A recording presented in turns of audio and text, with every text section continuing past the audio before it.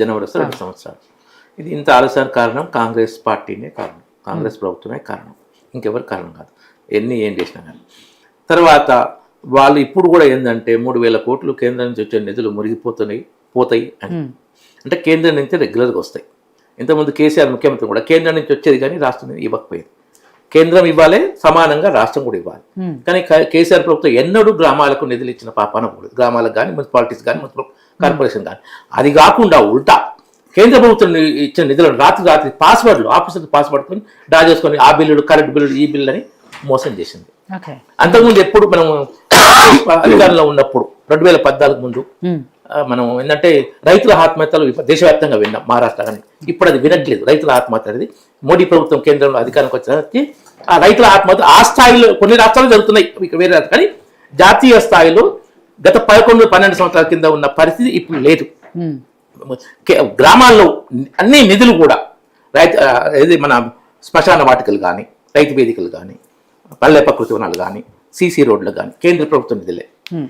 బియ్యం కానీ కేంద్రం కిలో 30 రూపాయల పైన ఇస్తుంది, కేంద్రమే ఇస్తుంది. సరే సొమ్మొకటిది సోకొకటిది అప్పుడు కేసీఆర్ చేస్తుంది, ఇప్పుడు రేవంత్ చేస్తుంది.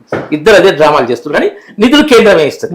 అది ఇప్పుడు ఫస్ట్ టైం ఏంటంటే అప్పుడు వీళ్ళు కేసీఆర్ వాళ్ళకి నిధులు లేక వాళ్ళు పాపం కొంతమంది సర్పంచులు వాళ్ళ సొంత డబ్బులు పెట్టి పనులు చేస్తే బిల్లు రాక ఆత్మహత్యలు చేస్తారు.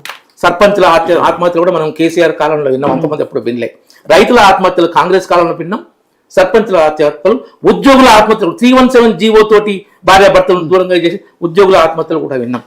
కాబట్టి వీళ్ళకి ఎవరికి కూడా గ్రామాల మీద వాటి అంటే పరిపాలనా వికేంద్రీకరణ మీద చిత్తశుద్ధి లేదు, రాజకీయ అవసరాల కోసం. ఇంకొకటి ఆశ్చర్యకరం ఏంటంటే ఇవాళ కాకుండా ఇంతమంది క్యాబినెట్లట పార్టీ పరంగా 42% ఇవ్వాలని క్యాబినెట్ లో నిర్ణయం అట.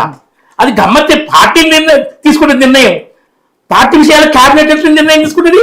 ఎవరిని పూజ చేస్తున్నారు? తప్పు కదండి. పార్టీ ఇచ్చేది అసలు పార్టీ బేస్ ఎలక్షనే కాదు, సర్పంచులు సరైన అభ్యర్థి ప్రకటించాలనుకో, అది పార్టీ నిర్ణయం. పార్టీ నిర్ణయాన్ని క్యాబినెట్ ఎట్లా నిర్ణయం తీసుకుంటుంది? పచ్చి దగ. ప్రజలను మైండ్ గేమ్తో మిస్గైడ్ చేయాలి. పార్టీ నిర్ణయం మీరు, మంత్రివర్గ నిర్ణయం మీరు అక్కడ గమనించాలి. మంత్రివర్గ నిర్ణయం క్యాబినెట్ నిర్ణయంలో ఆల్ పార్టీస్ వచ్చినాయి, మీ పార్టీ సంతకాలు చేసింది, బీఆర్ఎస్ సంతకాలు చేసింది, ఎంఐఎఫ్ సంతకాలు చేసింది. అది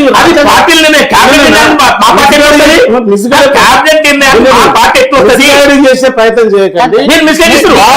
మీరు కేబినెట్ లో డెసిషన్ తీసుకున్నామంటారు, కేబినెట్ లో మీ పార్టీకి సంబంధించి ప్రభుత్వానికి సంబంధించి బీజేపీ తీసుకుంటారు, జనరల్ బాడా టోటల్ దాన్ని తీసుకుంటారు. పార్టీ నిర్ణయం ఎప్పుడు కేబినెట్ జనాలకు అర్థమైంది. ఇక్కడ ఆగస్టు 30 ఇక్కడ వినాలి, ప్లీజ్ దయచేసి వినాలి, మిస్గైడ్ చేయదు. ఎందుకంటే జాతీయ పార్టీ, కేంద్రంలో ఉన్న పార్టీ. ఆగస్టు 30 మీరు చూడండి, మీరు పాత రికార్డు చూడండి. August 30 all parties meeting, all పార్టీలో కూడా దానికి సంఘటితంగా అందరూ కూడా సంతకాలు చేసిన అది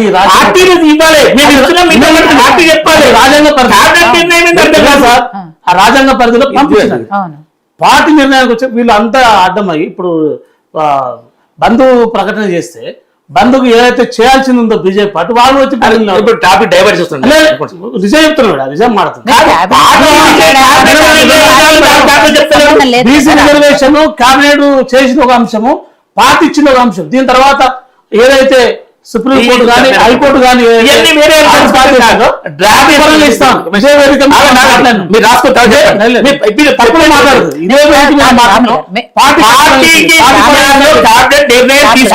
రామిరెడ్డి గారన్నా నేనన్నా అనేది 42% రిజర్వేషన్ ఇవ్వాలి. అది పార్టీ పరంగా చెప్పాలి, గాంధీ భవన్ లో చెప్తే అయిపోతుంది. కేబినెట్ మీటింగ్ లో చెప్పాలి. బయట మాట్లాడిన ఇదే వేదిక మీద మాట్లాడిన ఒకవేళ మీరు రాము గారు ఒకవేళ పనికొచ్చేది కాదు, ఇది అమూలమైన అంశం. ఇది దయచేసి చెప్పండి, వినండి. ఇదే వేదిక మీద మీరే అడిగిన ప్రశ్న ఏమడిగారు? ఒకవేళ కేంద్ర ప్రభుత్వం ఏంది పరిస్థితి అంటే, మా పార్టీ పరంగా మా రాష్ట్ర అధ్యక్షుడు మహేష్ కుమార్ గౌడ్ గారు అదే విధంగా పార్టీ సంబంధించిన నిర్ణయం తీసుకుంటాం, పార్టీ పరంగా 42% ఇస్తున్నాం, ఇచ్చి మేము పోతాం అనే విషయం దాన్ని ఎవరు కాదన్నారు? దాన్ని ఎవరు కాదనలేరు. ఎవరు కాదన్నారు? మరి అది మాట్లాడారు. పార్టీ పరంగా ఇవ్వాలి పార్టీ- క్యాబినెట్ లో క్యాబినెట్ లో నిర్ణయం సంబంధం ఉందా? ఏమన్నా? పార్టీ నిర్ణయం వేరు, కేబినెట్ తీసుకున్నది రాజ్యాంగ పరిధిలో. మరి రాజ్యాంగం ప్రకారం 40% చట్టబద్ధత రావాలని అదొక అంశం. ఈ రెండు అంశాలను కలిపి మాట్లాడితే గత కాదు. మీటింగ్ లో ఇవన్నీ ఇది కలిపి కాదు మాట్లాడాలి. కదా, ఇది కాదు. అది వేరు, ఇది వేరు. రాహుల్ గారు మీరు చెప్పేది ఏంటి? అది వేరు, ఇది వేరు. misguide. రెండు కలిపి misguide ఇది. లేదు. అర్థం కాదు. ఆగండి, please. నేను చెప్తున్నాను. మీరు నాకు- క్లియర్ గా. ఇది clear లేదు. ఆగండి, please. రెండు కలిపి మీరు మాట please. పార్టీ వేరు, ప్రభుత్వం వేరు. ఆగండి, ఆగండి. పార్టీ వేరు, ప్రభుత్వం వేరు. సరే రాములు గారు ఆ విషయం అరే, ఆగండి. నేను అది చెప్తాను మీకు. రైట్ చెప్పండి రామరెడ్డి గారు. సో ఇక్కడ ఏంటంటే ఇంకొక విషయం, ఎన్ఎం శ్రీనివాసరెడ్డి మహబూబ్నగర్ ఎమ్మెల్యే ఇంకొకటి చెప్పిందంటే మాకు ఎమ్మెల్యేకే నిధులు ఇవ్వట్లేదు. డైరెక్ట్ ఓపెన్ గా మీడియాలో చెప్పారు, మాకు ఎమ్మెల్యేలకు నిధులే ఇవ్వట్లేదు. బండి సంజయ్ గారు చెప్పారు, మాకు ఎంపీలకు నిధులు ఇస్తున్నారు, మేము గ్రామాల్లో ఖర్చు పెడతాం, డెవలప్ చేస్తాం, మీరు మా బీజేపీ వాళ్ళని గెలిపియండి. ఎమ్మెల్యేలకు నిధులు ఇస్తారు కాంగ్రెస్ ఎమ్మెల్యేలు చెప్తున్నారు. కాంగ్రెస్ ప్రభుత్వం నిధులు ఇవ్వదు, ఏ ప్రజాప్రతినిధి కూడా ఇవ్వదు. ఎందుకంటే కేసీఆర్ దివాలా తీసిండ్రు, వీళ్ళు మింగడానికి సరిపోదు. క్యాబినెట్ లో నీ టెండర్ ఏంది, నా టెండర్ ఏంది పంచుకున్నానికే సరిపోదు. వీళ్ళు చేయరు, అక్కడ మళ్ళీ ఇక్కడ ఢిల్లీ పంపించే కొన్ని ఉంటాయి ఎరుకలుగా. కాబట్టి మాకు ఎంపీలకు కేంద్ర ప్రభుత్వం ఎప్పుడు నిధులు తగ్గేలే ఇస్తుంది. మా వాళ్ళని తెలిస్తే మేము ఎంపీ ఖర్చు పెట్టచ్చు మనండి. సో ఆ విధంగా మీరు బీజేపీ గెలిపేయండి అని బండి సంజయ్ గారు చెప్పారు. దానికి కౌంటర్, దానికి రిప్లై లేదు వీళ్ళ దగ్గర. ఎందుకంటే వీళ్ళకి ఎమ్మెల్యేకి నిధులే లేవు. రేపు ఎవరైనా కాంగ్రెస్ కానీ బీఆర్ఎస్ అయితే ఎక్కడ లేదు. రెంటికి చెడ్డ రేవడి, కేంద్రంలో లేదు, రాష్ట్రంలో లేదు, ఇప్పుడు లేదు. మరి జూబ్లీ హిల్స్ లో మేము గెలుస్తాం, అది ప్రజా తీర్పు రేవంత్ రెడ్డి ప్రభుత్వంపై రెఫరెండం అన్నారు. తర్వాత దానికి మాట్లాడదు అప్పటికప్పుడు.